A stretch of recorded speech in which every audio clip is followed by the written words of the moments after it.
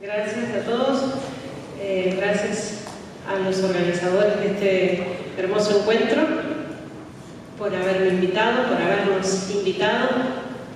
Gracias a ustedes por estar aquí y querer oír este testimonio e interesarse por los cristianos perseguidos. Yo tengo que decir que, en honor a la verdad, que cuando entré al convento, que tenía 18 años, no me imaginaba ni por lejos de tener que vivir lo que después me tocó vivir como misionera. Porque en aquel momento todavía yo medía todo en mi vida, digamos, de una manera un poco, digamos, humana, ¿no? Entonces, cuando yo entré al convento, nuestra congregación se llama Familia Religiosa del Verbo Encarnado, es una congregación misionera que nació en Argentina, pero está extendida en los 5 continentes, en lugares muy difíciles, muy lejanos. Y yo cuando veía las misiones, pensaba, en mi tiempo de formación, pensaba, wow, qué impresionante lo de la misión, allá en China, en Rusia, en el Medio Oriente, en tantos lugares. Yo no podría estar en un lugar así, muy apegada a mi familia, con muchos problemas de salud, siempre muy débil de salud. Entonces pensaba que eso no era para mí, o que Dios no me lo pediría. Pero cuando terminé la formación, cuando tenía 23 años, mis superiores me proponen de ir a Medio Oriente, a Belén más propiamente. Ay, pobre, no escucho nada. Ahora sí, estamos mejor. Perdón. Cualquier cosa me avisa. Me proponen entonces ir a Medio Oriente cuando tenía 23 años, sumándome a las hermanas y a los sacerdotes del Verbo Encarnado que estaban allí. Y la verdad es que esto me sorprendió muchísimo porque yo pensaba que no podía. Pero digo, bueno, si Dios así me lo pide a través de mis superiores, será porque sí puedo estar ahí. Así es que, estando allá, estudié el árabe, estuve unos años en Palestina, estuve en Egipto varios años, y la misión no es fácil allá. No es fácil también por las condiciones en las que uno tiene que vivir en la misión, y yo con salud débil. Entonces, bueno, fue que cuando llevaba 15 años de misión y conociendo todas nuestras comunidades en Medio Oriente, teníamos en aquel momento estábamos en 7 países de Medio Oriente, 20 comunidades de hermanas. Y como con el cargo de superiora provincial tenía que visitar todas estas comunidades, es decir, que conocía bien la realidad de cada una de estas misiones. Y estando en Egipto entonces había visitado varias veces Siria, Alepo.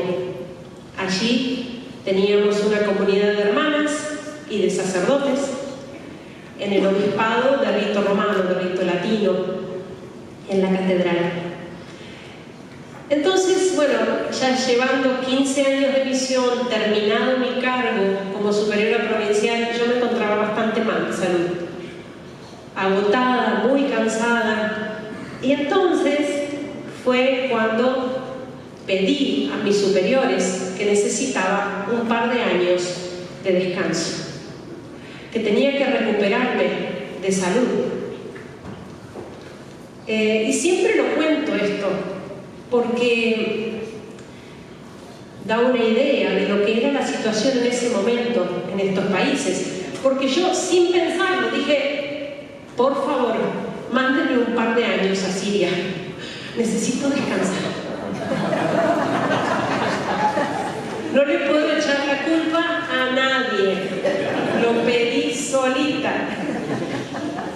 Pero es que, ¿por qué lo cuento? Porque yo conocí a Alepo y me había llamado siempre la atención este país, este hermosísimo país. por muchas cosas, ¿no? Por muchas razones, pero sobre todo por ser una sociedad tan pacífica, por tener tan buena convivencia entre cristianos y musulmanes. Eso no lo había visto en ningún otro lado. Estuve en muchos países. Y me llamó la atención, siempre me llamó la atención eso en Alepo, en Siria en general. Buena relación, muy amigos, cristianos y musulmanes. Una sociedad que no tenía problemas económicos, ¿no? Siria es un país independiente económicamente, pujante, en continuo progreso económicamente, y por eso una sociedad que en general no tenía problemas económicos, no sufría de delincuencia o de desocupación, y que por lo tanto no tenía tampoco problemas sociales. Hablo en general, por supuesto, porque siempre hay cosas, ¿no? Siempre hay problemas. Pero en general me había llamado mucho esto la atención. Ser por entonces una sociedad tan pacífica, un país tan calmo. Además de que la ciudad de Alepo, hermosísima ciudad, hermosa ciudad, que imitaba, digamos, las hermosas ciudades de Occidente, quizás de Europa, muy occidentalizada, muy desarrollada, una ciudad muy bonita realmente. Bueno, todo esto para hacerles más o menos el panorama de lo que fue ese fines del 2010, cuando yo pido a mis superiores: mándenme a Alepo, por favor, Alepo. Necesito descansar un par de años, tranquila, sin cargos, apostolado de la parroquia, los estudiantes, los jóvenes, ¿no? Porque tenemos allí residencia para estudiantes universitarias en Alepo. Entonces llegué a Alepo en enero del 2011. Enero del 2011. En marzo del 2011 empiezan los disturbios y se desata en poquísimo tiempo la guerra. La guerra que fue para nosotros totalmente inesperada. Una guerra sin sentido.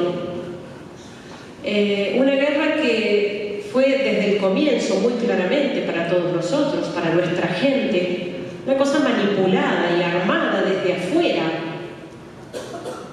Ciertamente no es que no hubiese problemas en Siria con el gobierno, por ejemplo, o el modo de gobernar, pero en general, era gente que estaba conforme con ese modo de vida. Y eso es difícil, yo sé que es difícil entenderlo para alguien de Occidente. Yo soy occidental, soy argentina, y por lo tanto son modos de gobierno que nos chocan, que no logramos entender. Pero yo estuve en Medio Oriente casi 20 años y apenas si con 20 años empecé a entender algunas cosas. Entonces, desde Occidente es muy difícil juzgar esto. Esta gente sufre el acecho permanente del terrorismo islámico fundamentalista radical. Lo sufre permanentemente y por lo tanto eligen y sostienen modos de gobierno que logran mantener a raya esa amenaza del terrorismo islámico. Y por eso la gente nos decía: nosotros no queremos cambio, nosotros estamos bien así, ¿eh? El cambio puede significar el avance del terrorismo islámico. Pero claro, ¿qué pasó? Todo esto es lo que veíamos nosotros desde dentro, pero para afuera, hacia Occidente, la historia era distinta. Y empezamos a ver las manifestaciones, las primeras manifestaciones, que según la prensa eran manifestaciones pacíficas y masivas, de gente que salía a la calle pidiendo cambio, pidiendo más libertad, pidiendo democracia, pidiendo cambio de gobierno o caída del gobierno. Esas primeras manifestaciones fueron en un pueblo, el primero en el que se desató esto, llamado Deraa. Aquí hay un hermano sirio, ¿no? Estoy feliz de que esté acá presente, una alegría enorme. Perdón.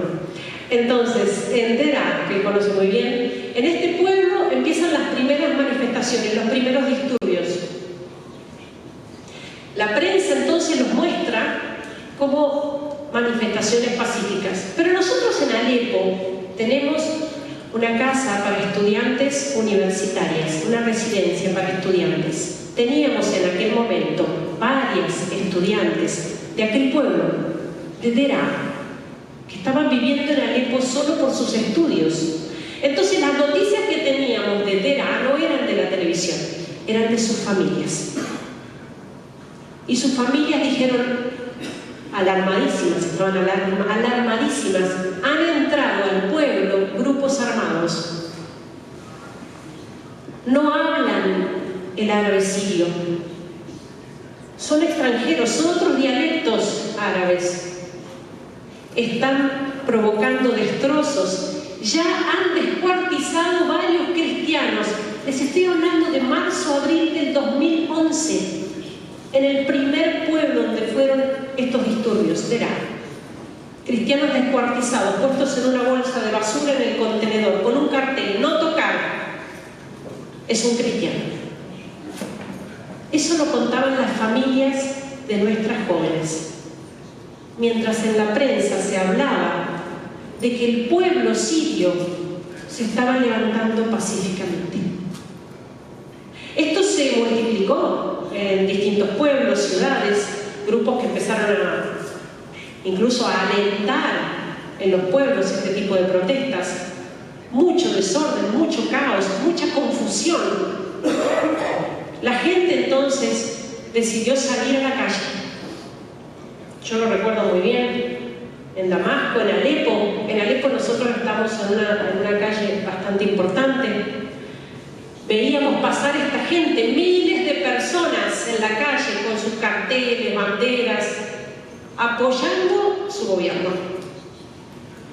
Que ya les digo, puede tener muchos defectos, y los tenía en aquel momento, pero la gente, esta gente, sabe y sabía en aquel momento que un cambio iba a significar la llegada al gobierno del fundamentalismo islámico, porque la gente sabía que estos grupos no venían buscando democracia, sino implantar el fundamentalismo islámico, y por eso preferían seguir como estaban. Esas mismas manifestaciones, por eso esto que yo cuento es lo que yo vi con estos ojos que tengo acá. Esas mismas manifestaciones de gente que veíamos pasar por la calle, por nuestra ventana, las veíamos por televisión en las cadenas de noticias internacionales muy importantes. Continúan las manifestaciones pacíficas del pueblo sirio, decían, que sale a la calle pidiéndole a su presidente que se vaya. Lo contrario de lo que la gente estaba diciendo. Pero es que además, ¿cuánta gente en Occidente entiende árabe para leer esos carteles y entender esos cantos? En esa misma noticia estaban apoyando su gobierno. Por eso esto se los digo como ejemplo nada más. No es mi intención ahora detenerme en todo este tema, porque además tampoco soy una experta en esto, ¿no? Simplemente mostrarles cómo desde el comienzo hubo mucha mentira sobre Siria.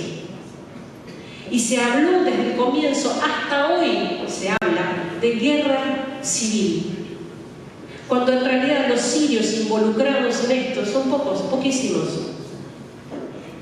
En realidad, detrás de todo esto, hay una historia mucho más complicada. Esto no surgió espontáneamente en la sociedad, como estamos viendo en tantos otros países. Ahora lo vemos en Latinoamérica, en tantos países. No son cosas espontáneas en la sociedad, son cosas provocadas, armadas, planificadas por intereses creados. Eso es lo que pasó en Siria también. El objetivo era terminar con ese gobierno por cuestiones económicas, por intereses políticos, lo que sea. Entonces hay que justificar una guerra. Por supuesto, quienes llevan adelante todo esto, grupos económicos muy potentes en el mundo, no se ensucian las manos y en definitiva terminan usando a grupos terroristas. ¿Qué es lo que ha pasado, por ejemplo, en Siria? Estos grupos que uno ve, ISIS, Estado Islámico y tantos otros grupos, simplemente son manipulados por quienes están detrás, financiados, apoyados para llevar adelante esta guerra. Y en definitiva, el sufrimiento mayor se lo lleva el pueblo. Y así nosotros en Alepo vimos la llegada de estos grupos rebeldes, según la prensa, los rebeldes, ¿no? Para llamarlos bonitos, ¿no? Los rebeldes. Los rebeldes, que en realidad eran grupos terroristas, sitiaron la ciudad de Alepo y estuvimos prácticamente un año sin abastecimiento.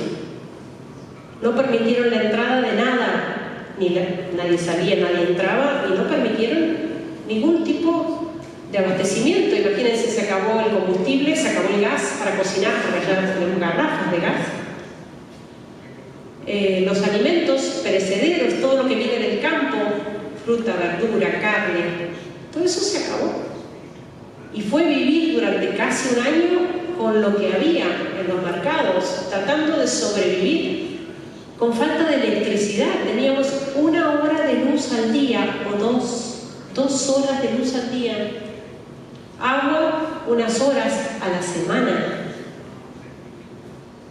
Y así gente muriendo de hambre, de sed, además de los bombardeos, porque estos grupos que sitiaron la ciudad atacaban permanentemente al Ejército Nacional Sirio, que intentaba defender la ciudad, y a los civiles, barrios civiles, porque estamos hablando de terrorismo, no estamos hablando de una guerra convencional, estamos hablando de terrorismo, no hay reglas, no hay respeto por nada.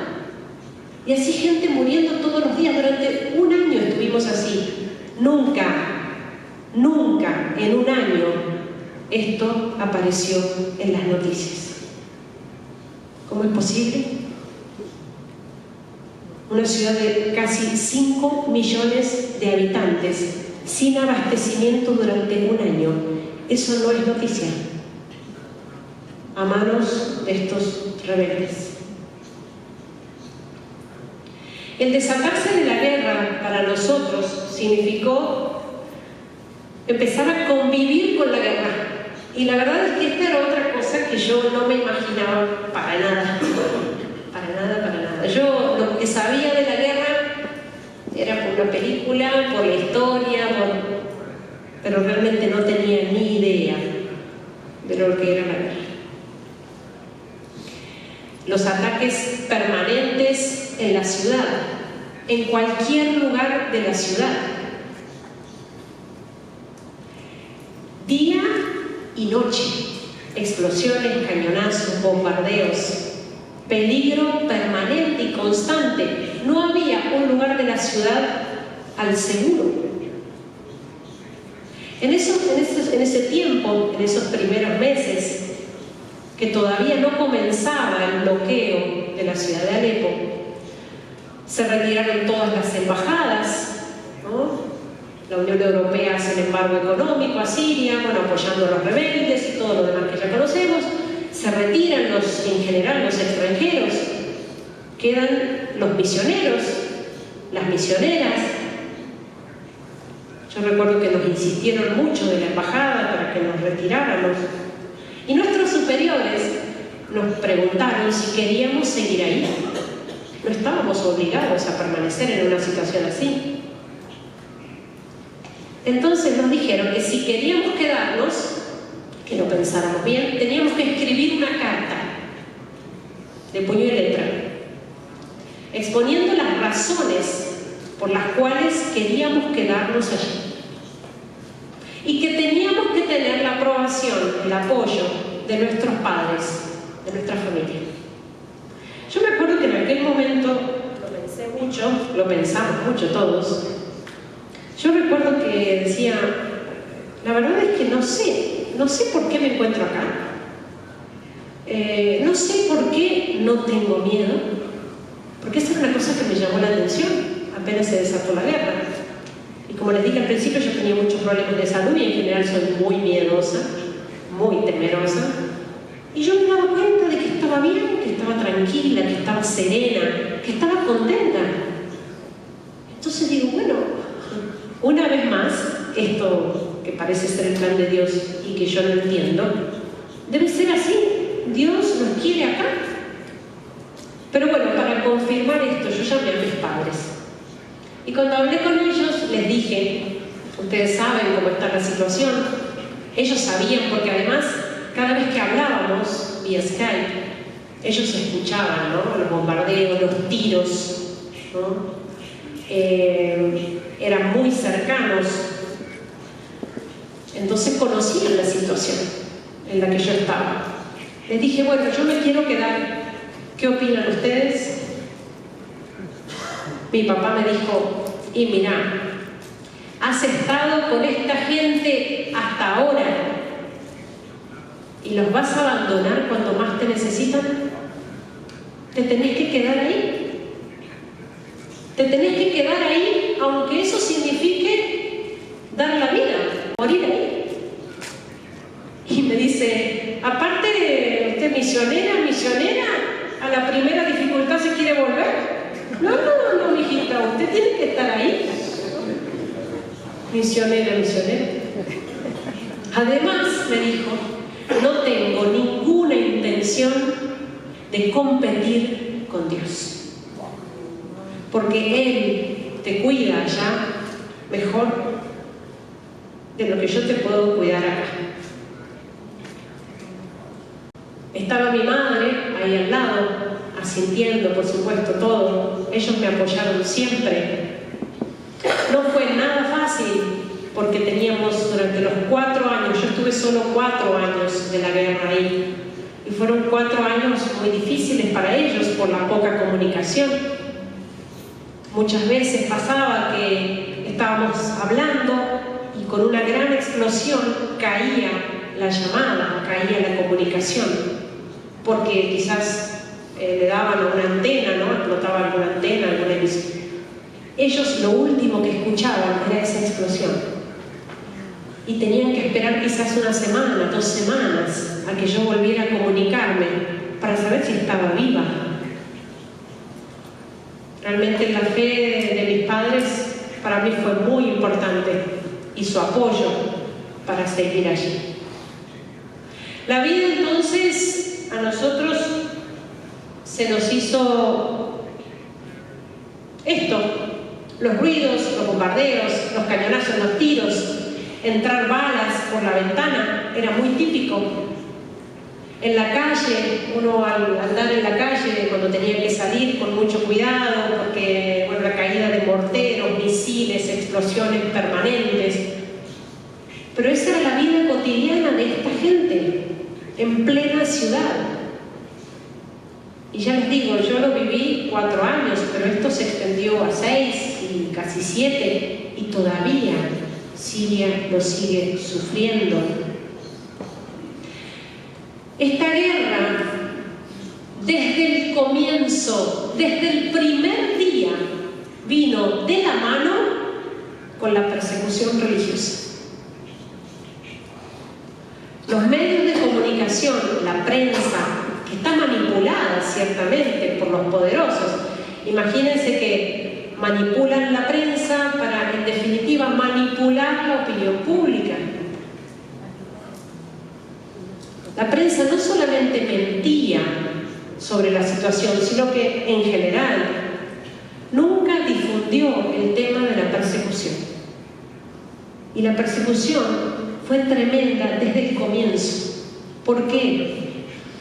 Porque estos grupos fundamentalistas radicales islámicos obedecen a intereses, ¿no?, de quienes los financian detrás, ¿no? Pero ellos tienen sus propios intereses próximos, sus propios objetivos. Uno de ellos, acabar con los infieles. ¿Quiénes son los infieles? Todos los que no respondan a ese fundamentalismo islámico. Todos los que no vivan ese radicalismo islámico. Y por eso los cristianos, los yazidíes en Irak y cualquier otro grupo religioso, incluso los musulmanes moderados, que no van de acuerdo con este fundamentalismo, también han sido perseguidos como traidores, considerados amigos de los cristianos. Y así barrios cristianos, iglesias destruidas. Este es un barrio cristiano, este es otro. Porque al momento de atacar la ciudad de Alepo, que era permanentemente atacada desde afuera, desde los barrios tomados, los barrios más castigados eran los barrios cristianos. Para esta gente, para nuestros cristianos, fue una vida muy difícil. Para todo este pueblo lo fue. Pero los cristianos, desde el comienzo, han sentido siempre cómo Dios los protegía, cómo Dios estaba presente. Y les voy a contar una historia, una anécdota, un milagro. Los milagros eran muy típicos, y lo mismo ha sucedido en Irak en todo este tiempo de guerra, lo sabemos por nuestros misioneros, entre nuestros cristianos. Muy típicos los milagros, muy frecuentes entre nuestra gente. Y les cuento solo un caso, porque no se puede contar todo. Este sacerdote, el padre Nirwan, franciscano, iraquí, se trasladaba en vehículo, en auto, iba con otro muchacho musulmán. Fueron interceptados por milicianos del Estado Islámico, del ISIS. Los hicieron bajar del coche, del auto, se los llevaron. El padre lo cuenta, dice, dos encapuchados de negro. Uno llevaba el Corán en una mano y en la otra mano una cámara filmadora. El otro terrorista llevaba un cuchillo muy grande, una espada. El padre Nirwan se dio cuenta de lo que iba a pasar. Lo mataron al muchacho que iba con él inmediatamente, lo acuchillaron, un muchacho musulmán. Lo mataron allí delante suyo, un amigo suyo. Y a él le dijeron, le vamos a cortar la cabeza, lo vamos a decapitar, pero vamos a filmar la decapitación. ¿Quiere decir unas palabras frente a la cámara? El padre dijo, no, quiero solo un minuto para rezar. El padre se arrodilló y se preparó para morir. Se encomendó sobre todo a una santa que se llama Santa Alfonsina. Él le tiene mucha devoción, una santa palestina. Él lleva siempre su reliquia, ¿no?, de esta santa. Y se preparó para morir. Y entonces comienza la filmación. Y dice el padre Nirwan, pasaban los segundos, que eran eternos segundos, y él no sentía todavía la espada en su cuello. Y entonces escucha al terrorista que estaba detrás con la espada, que le grita, ¿quién eres? Él dice, soy un sacerdote católico. Y él vuelve a gritar, ¿quién eres? Que no puedo bajar el cuchillo. Efectivamente, no podía mover la mano el terrorista que tenía el cuchillo. No podía acercarlo al cuello del padre Nirwan. Se espantaron.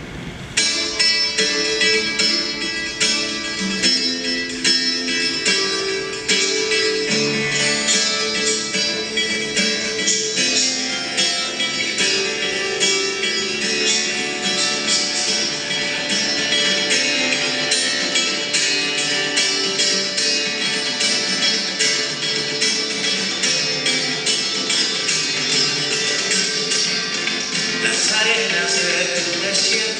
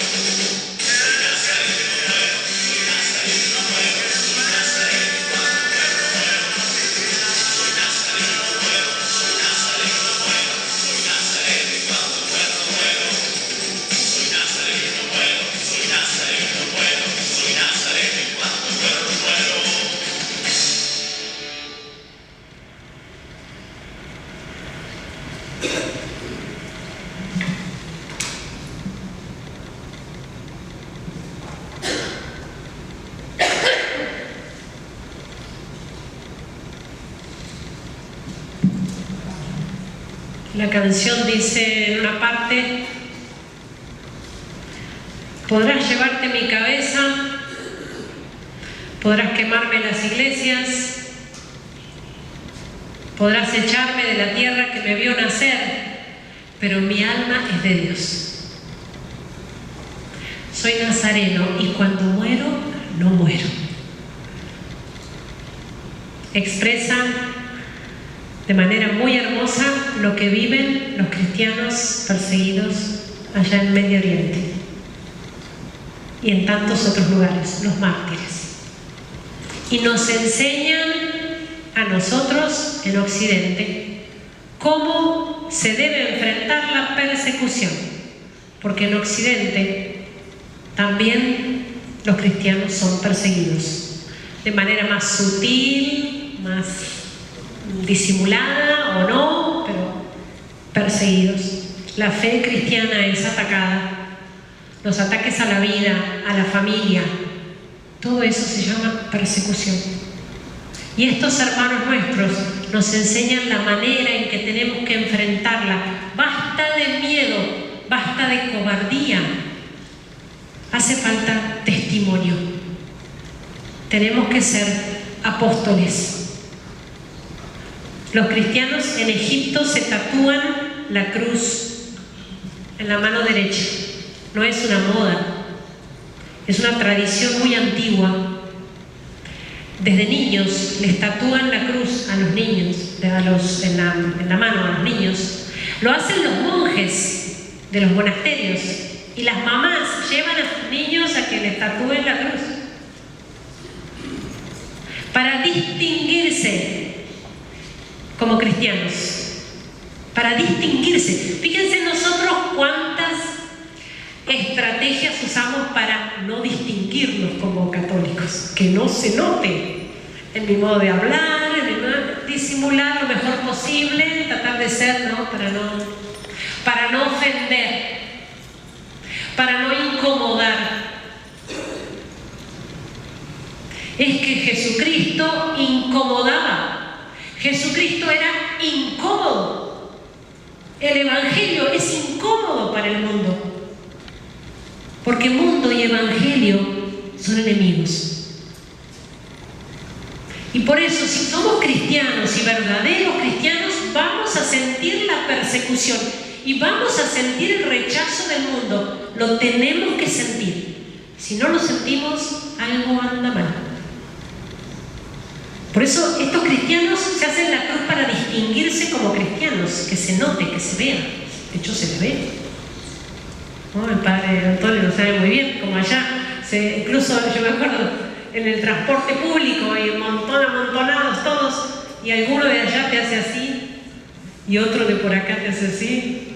3, 4, somos 4 cristianos en este autobús. 4. Somos un montón, muchos. Eso da fuerza a los cristianos. Para distinguirse y para prepararse para el martirio. Ese es el sentido del tatuaje, prepararse para el martirio.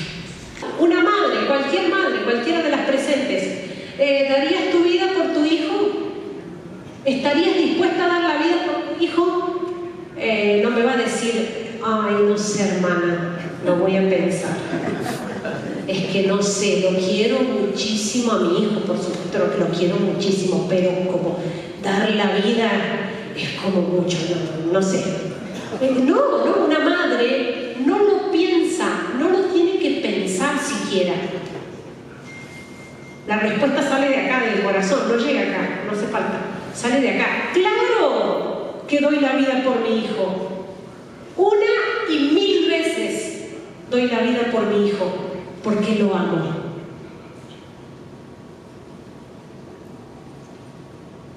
Por eso, el martirio solamente lo entiende aquel que ama. Por eso, el mundo de hoy, la sociedad en la que vivimos, no entiende esto, no entiende el martirio, porque no sabe lo que es el verdadero amor. Y ellos dicen, los he escuchado decir más de una vez, renunciar a Jesucristo, apostatar, renunciar a mi fe para poder vivir unos años más en este mundo, a cambio de la vida eterna, es decir, perdiendo la vida eterna. Ni loco, eso no es negocio. Por eso ni lo piensan. Y yo personalmente no conocí ningún caso, ni uno. Quizás ha habido, ¿no? Puede haber, por supuesto, pero yo personalmente, nosotros no conocimos ningún caso de un cristiano que haya apostatado de Jesucristo para no ser asesinado. Y por eso el ejemplo de amor de estos mártires es lo que a nosotros como misioneros nos llena el alma. Y es algo que ciertamente ellos también fomentan en sus hijos, en los niños. Este niño que está acá se llama Bruno, hijo de Mirna, es el más pequeño, tiene 3 niños. Mirna, este es el más pequeño, es la secretaria parroquial allí en nuestra parroquia de Alepo. Este niño ahora debe tener unos 13 años. Es decir, imagínense que este niño vivió toda su infancia en la guerra. Era chiquitito. Yo lo recuerdo viéndolo, digo, un niño tan pequeño. Imagínense el sufrimiento de esos niños, con bombardeos permanentes día y noche, no una semana, años. Imagínense un niño viviendo así su infancia. Bueno, cuando fui a Siria la última vez, de visita, porque, entre paréntesis, les cuento que yo regresé de Siria a fines del 2014. Mis superiores me hicieron regresar a Argentina porque, por una cuestión de salud, mis padres muy enfermos, mi madre muy enferma, varios en mi familia, varias cosas que sucedieron, mis superiores me hacen regresar para estar con ellos. De hecho, estoy desde entonces en Argentina, en Buenos Aires, he acompañado a mi madre todo este tiempo hasta que falleció hace apenas un mes. Eso entre paréntesis para que entiendan, porque después cuando fui a Siria de visita, me encontré de nuevo con estas familias y este niño con el que conversamos un poco, ¿no? Y yo aproveché a hacerle algunas preguntas. Le dije, Bruno, ¿vos te das cuenta de que vos sos consciente de que por ser cristiano aquí en Siria podrían matarte? Él me dijo, sí, claro. Ah, o sea que estás dispuesto a morir por ser cristiano, que te maten. Él me miró sorprendido y me dijo, hermana, algo hay que sufrir. Me señaló la cruz en la pared, me dijo, mire a Jesús, cuánto ha sufrido por nosotros, por mostrarnos su amor. Y nosotros no vamos a estar dispuestos a sufrir algo por Él. Algo. Ese algo era su propia muerte, su posible martirio. En esa conversación estaba presente su madre, Mirna. ¿Ustedes creen que esta mujer, al escuchar así hablar a su hijo, dijo, como diríamos nosotros, ay no, Dios no permita, por favor, no, que no te suceda nada, hijo mío, no te mueras, no? Esta mujer estaba orgullosa, así, ancha, de escuchar hablar así a su hijo. Porque ese niño con apenas 12 años ya sabía la razón por la que se debe vivir y la razón por la que se debe morir.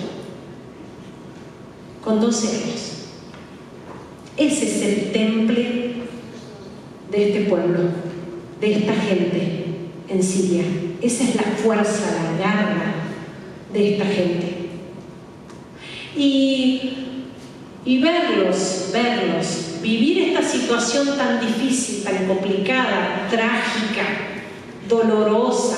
Imagínense el sufrimiento, gente muriendo todos los días, una cosa que no se sabe cuándo acaba, porque eso era lo tremendo, llevábamos años, esto no acaba más, vamos a morir todos, y sin embargo, verlos así. Miren esas caras, esos rostros, sonriendo como si estuvieran de picnic, de vacaciones, en el mejor lugar. Por eso yo siempre digo, el testimonio que me traje de Siria es la alegría de esta gente. Es impresionante. Por supuesto que lloran y sufren, pero también sonríen. Y tienen en el alma esa paz y esa alegría que ya nadie les puede quitar. ¿Pero por qué? Yo se los he preguntado, sobre todo a los jóvenes, sobre todo a ellos. Estos dos chicos, por ejemplo, eran empresarios ya, perdieron todo. ¿Sonreír de qué? ¿Estar contentos de qué?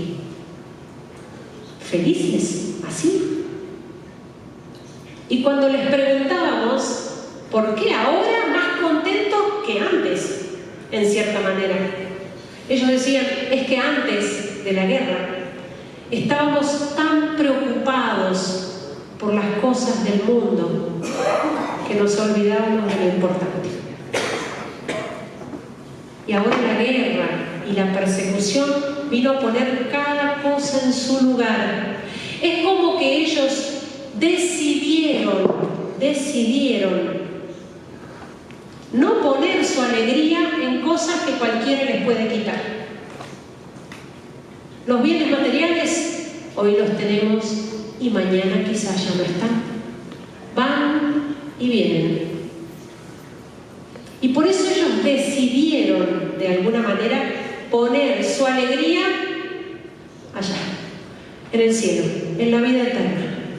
Eso no cambia, eso nadie me lo puede quitar. Solamente el pecado mortal. Si muero el pecado mortal, ciertamente la condenación eterna. Pero fuera de eso, no tengo que temer nada. Y por eso yo creo la alegría que vivían también como un regalo de Dios en semejante situación. Verlos también seguir adelante con su vida cotidiana. Los sirios tienen una fuerza, un ánimo para seguir a pesar de la dificultad que es impresionante. Nuestras jóvenes estudiantes siguieron sus estudios durante la guerra. Recuerdo que en el primer tiempo, los primeros meses, todo ese primer año, se suspendieron las clases, era un desastre, porque cerraron las escuelas, las universidades. El año siguiente de guerra, los mismos jóvenes pedían que se reabrieran las escuelas y las universidades y continuaron sus estudios. Y así ver a tantas de nuestras estudiantes cursar, ir todos los días a la universidad, arriesgando su vida, esquivando balas, literalmente. Después verlas estudiar con una vela o con una linterna, porque no teníamos electricidad, y así terminar sus estudios y graduarse en esas circunstancias. Estas dos, por ejemplo, por contarles un ejemplo, estas dos hermanas, Karim y Nadine, gemelas, ellas comenzaron sus estudios unos meses antes de que empezara la guerra. Y hace poco se graduaron en medicina. Medicina. Hicieron toda su carrera, todos sus estudios durante la guerra. y ahora son doctoras, las dos. Y así tantos otros. Siempre cuento una anécdota, porque es muy graciosa, pero muy significativa para entender esto. Una vez escucharon la alerta de que los terroristas habían entrado a nuestro barrio. Nosotros, desde que empezó la guerra, desde los primeros meses, nos preparamos con un pequeño bolso, una pequeña mochila donde teníamos los documentos, las cosas esenciales. De manera que si en algún momento entraban los terroristas a nuestra casa, a nuestro barrio, lo que fuera, había que salir, huir inmediatamente, tener todo preparado en un bolso para salir inmediatamente. Cuando dan la alerta, están entrando los terroristas, hay que salir ahora. Las hermanas veían por la calle la gente corriendo, dejando sus casas, cargando sus niños. Las hermanas fueron a avisar a las estudiantes de la residencia: rápido, cada una agarre su bolso de los documentos y a correr, porque están entrando los terroristas acá al barrio. Salieron todas corriendo, las hermanas y detrás las estudiantes, estas jóvenes. Pero una de ellas, una de las estudiantes, se volvió atrás para buscar sus apuntes de clase y juntó sus apuntes de clase y se los llevaba bajo el brazo. Y la hermana le dice: ahora te llevas los apuntes, están entrando los terroristas para matarnos y ahora te llevas los apuntes. Era un viernes. Ella dice: hermana, es que si el lunes todavía estamos vivas, yo tengo que dar un examen. Es una cosa impresionante. Por las dudas, quién sabe, estoy viva el lunes, puedo dar el examen. Entonces se llevaban los apuntes. Es una cosa que yo nunca había visto, que tampoco había visto en ellos. No eran así antes de la guerra estos jóvenes. Eran consentidos, caprichosos, como lo tenían todo, perdían el tiempo. Alcanzaron esa fortaleza, esa firmeza, esa personalidad por la vida difícil, ciertamente por el sufrimiento. Fue eso lo que los hizo fuertes. Por eso, ojo, no sé cómo decimos en Argentina, ojito, cuidado con buscar siempre evitarle el sufrimiento a nuestros hijos. ¡Ay, que no sufra mi hijo! ¿Cuánto sufrí yo? ¡Ay, de chico, de niño, cómo sufrí! Todo lo que no, que mi hijo no sufra. Suficiente lo que sufrí yo. Que lo tenga todo. ¡Ay, nosotros éramos 12 hermanos! 12 éramos, claro. Ahora por eso yo tengo 2 nada más ahora, 2. Para que tengan todo, que no les falte nada, que el mejor colegio, que... ¿Pero qué estamos haciendo? Les evitamos el sufrimiento, les hacemos la vida fácil, pero así no los preparamos para la vida real. La vida real no es fácil. Yo le digo: levante la mano que piensa que la vida es fácil. Y bueno, es que la vida no es fácil, está llena de dificultades, de sufrimientos. Y entonces, cuando no los preparamos, no preparamos a nuestros niños, a nuestros hijos para el sufrimiento, para la vida difícil, para la dificultad, ¿qué pasa en el futuro cuando crecen? Fracasan, no pueden, vuelven atrás, no son capaces de mantener un compromiso. Por eso ellos aprendieron a vivir así a costa del sufrimiento. Eso les hizo también valorar las cosas importantes, solo las cosas importantes. Imagínense que ahí se moría gente todos los días.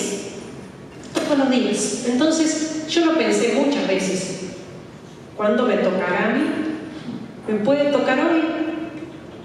Y cuando uno ve que la vida vida es tan corta, que se puede terminar hoy. Y uno se preocupa solo por las cosas importantes. Solo por las cosas importantes. Y eso les cambió la vida a ellos. Porque pensemos nosotros cuántas preocupaciones tenemos en nuestra cabeza. Piense cada uno en el día de hoy. ¿Cuántas preocupaciones tenemos que realmente para la vida eterna no importan? Por eso ellos esto lo entendieron. Siempre les muestro el ejemplo de este matrimonio, como hubo tantos, una boda, un matrimonio. Fíjense, muy bien vestidos, en una iglesia sin techo.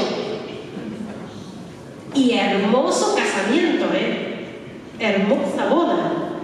En una iglesia sin techo. El techo es un detalle. Es un detalle. ¿Qué importa? Se están casando. Es un sacramento el matrimonio. Es uno de los 7 sacramentos. Entonces, ¿qué se necesita para casarse? Un novio, una novia y un sacerdote que los case. Nada más. No hace falta nada más. Fíjense qué distinto de nuestra mentalidad en nuestras sociedades actuales. Para casarse hace falta.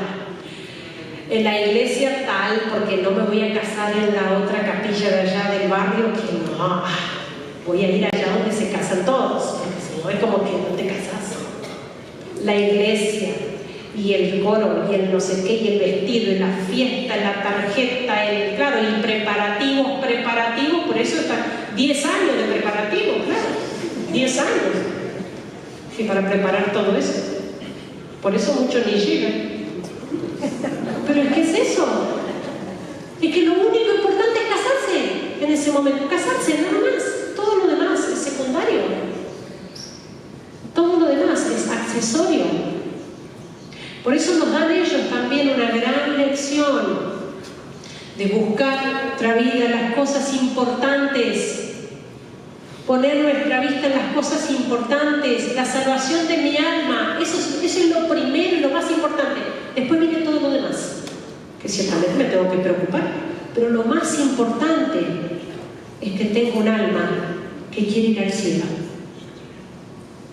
Esta gente en Alepo vivió algo muy particular, que fue a fines del 2016 la liberación de Alepo. De los terroristas, ¿no? A manos de los que estaba en gran parte ocupada por los terroristas, ¿no? Fines del 2016. Les cuento un poco, vuelvo atrás. En el 2015 yo me encontraba en México. Me habían invitado a dar un testimonio, como aquí, y un grupo de mexicanos, acá tenemos un mexicano, un grupo, bueno, habrá varios seguramente, muy bien, estamos muy bien. Yo soy mitad mexicana, mitad argentina, de corazón. Bueno, Siria, Argentina, mexicana, no sé, todavía tengo ahí una. Bueno, estando en México, un grupo de mexicanos me entregaron la copia de la tilma, la copia de la imagen de la Virgen de Guadalupe en tamaño natural, para que la lleváramos a Alepo. Ellos me dijeron esto: la Virgen de Guadalupe tiene que estar en Alepo porque ella protegerá y librará a sus hijos. Esto era 2015. La imagen tardó mucho en llegar. Fue muy difícil hacerla entrar a la ciudad de Alepo por las condiciones de la guerra. Pero finalmente la imagen llegó a la ciudad de Alepo en noviembre del 2016. En esos días, tremendas batallas entre los terroristas y el Ejército Nacional Sirio. Todo parecía indicar que ganaban los terroristas, que tomaban la ciudad.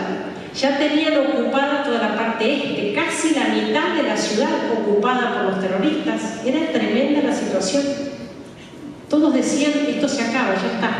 Ahora cae Alepo, si caía Alepo por ser la ciudad más importante, económicamente hablando, caía el gobierno, fundamentalismo islámico y todo lo demás. Esa era la escena en aquel momento, noviembre del 2016. Batallas muy intensas, muy fuertes, pero en una batalla, en un solo día, el ejército logra vencer a los terroristas y echarlos de la ciudad de Alepo en un solo día, y liberaron la ciudad. Ese día fue el 12 de diciembre. El día de Nuestra Señora de Guadalupe. Y por eso los cristianos no dudaron en que se trataba de un milagro de la Virgen. Los festejos de la gente en la calle, imagínense después de años, 6, 7 años de guerra en la ciudad, salieron a festejar. Esto, la liberación de Alepo, no significa el fin de la guerra en Siria,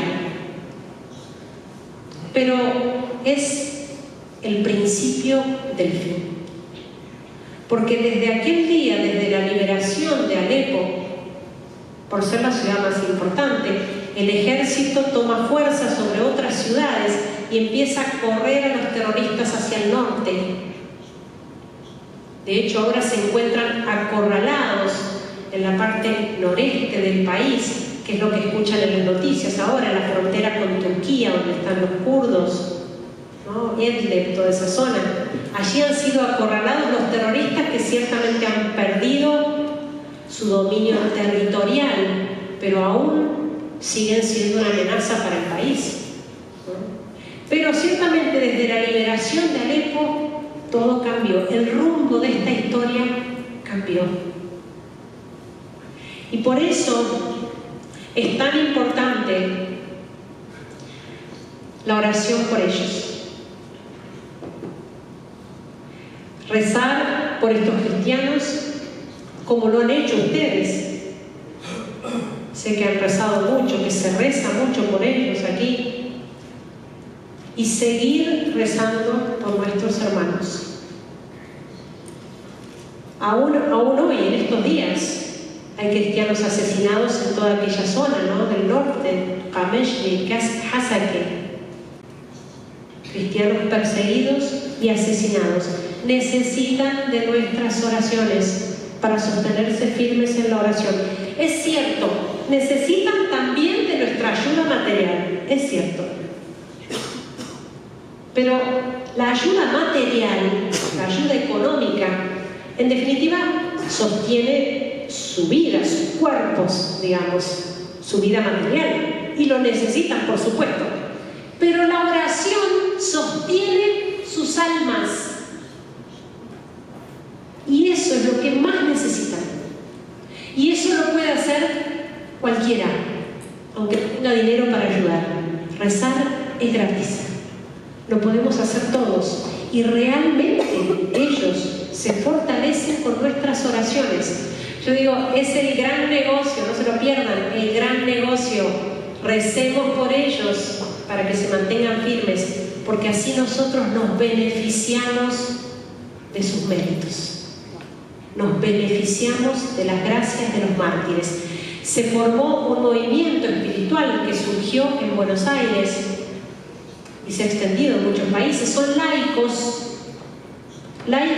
que se han sentido sacudidos por este testimonio de los cristianos perseguidos y se hacen llamar nazarenos, el movimiento de los nazarenos, que rezan y difunden la causa de los cristianos perseguidos. Por eso los invito a sumarse aquí también con los padres trinitarios, con la Tercera Orden, que tanto hacen por los cristianos perseguidos, a sumarse de alguna manera, comprometerse, involucrarse para poder apoyar a nuestros hermanos perseguidos.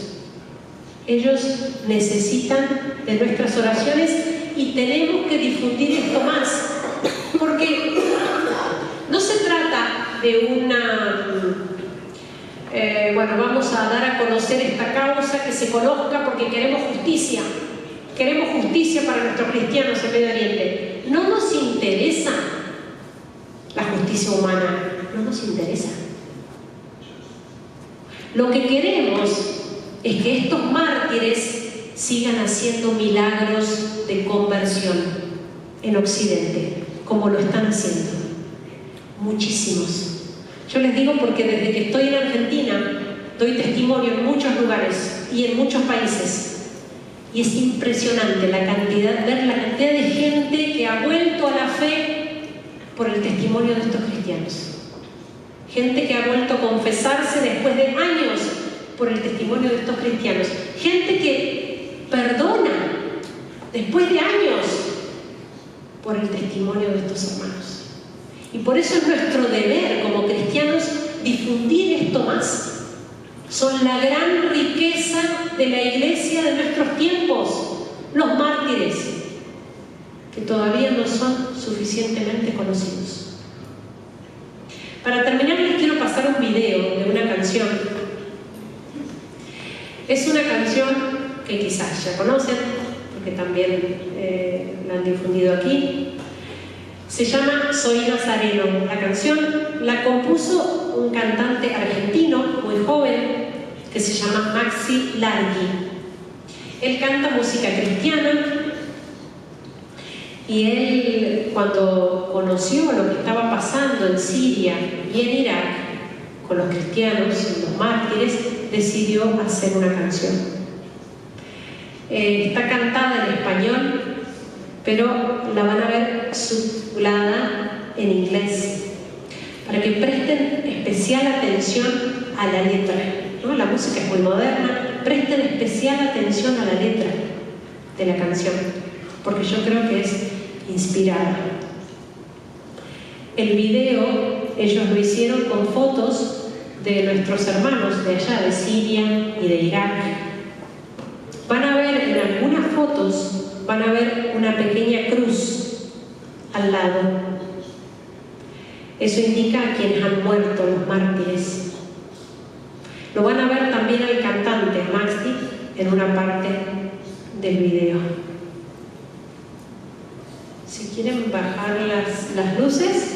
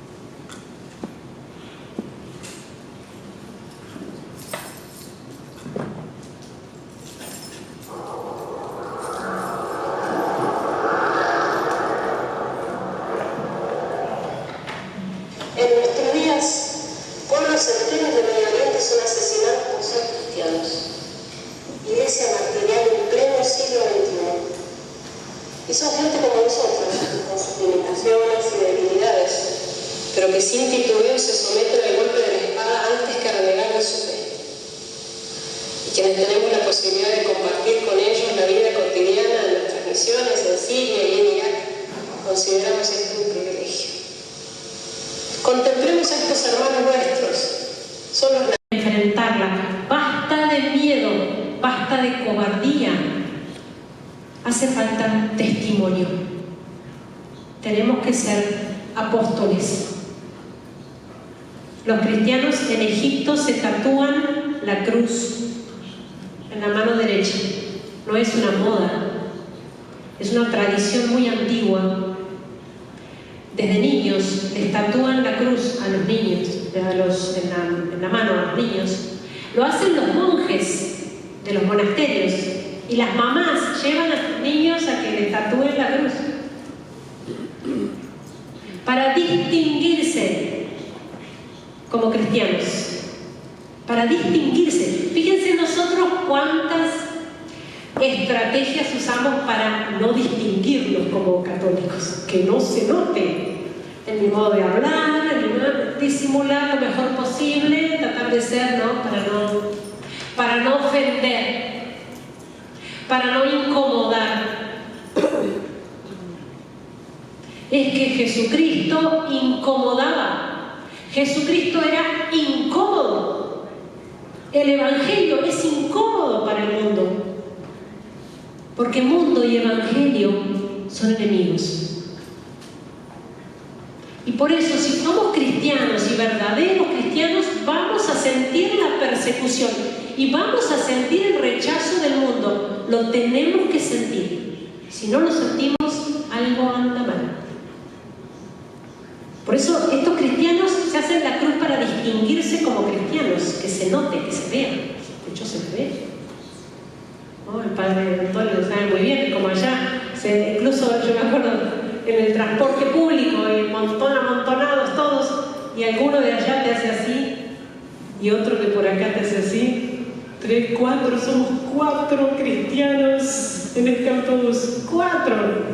Somos un montón, muchos. Eso da fuerza a los cristianos. Para distinguirse y para prepararse para el martirio. Ese es el sentido del tatuaje, prepararse para el martirio. Porque si un día el miedo o la debilidad me hace decir, no, yo soy musulmano, la cruz en la carne me recuerda que pertenezco a Jesucristo. Y por eso son un gran ejemplo para nosotros. Y sacuden y despiertan muchas veces nuestro cristianismo un poco dormido. Por eso, esto es lo que les traigo, esto es lo que les deseo. Esto les deseo. Que así como ellos a nosotros nos hicieron arder el corazón, que también a ustedes les arda el corazón. Por amor a Jesucristo, por parecernos un poco a ellos, a los cristianos perseguidos. Y aunque no nos toque dar la vida, sin embargo vivir con el espíritu de los mártires. Termino con una oración a la Virgen. El canto este que hago siempre al terminar los testimonios, que es la oración bajo tu amparo. Es la oración más antigua conocida de la Virgen. Bajo tu amparo nos acogemos, Santa Madre de Dios. No desoigas las oraciones que te dirigimos en nuestras necesidades. Antes bien, líbranos de todo peligro, oh Virgen gloriosa y bendita. Esta oración fue hecha canto en árabe. Uno de los cantos más queridos allá por los cristianos del Medio Oriente. La vamos a cantar ahora a modo de oración. Ustedes traten de imaginarse que los están escuchando cantar a ellos. Les pido a los que la saben, ¿no? Los que están aquí, del Líbano, aquí, Hassan, ¿no? De Siria, el padre Antonio, que seguro la saben también, todos los que la sepan, que la canten, para rezar junto a ellos.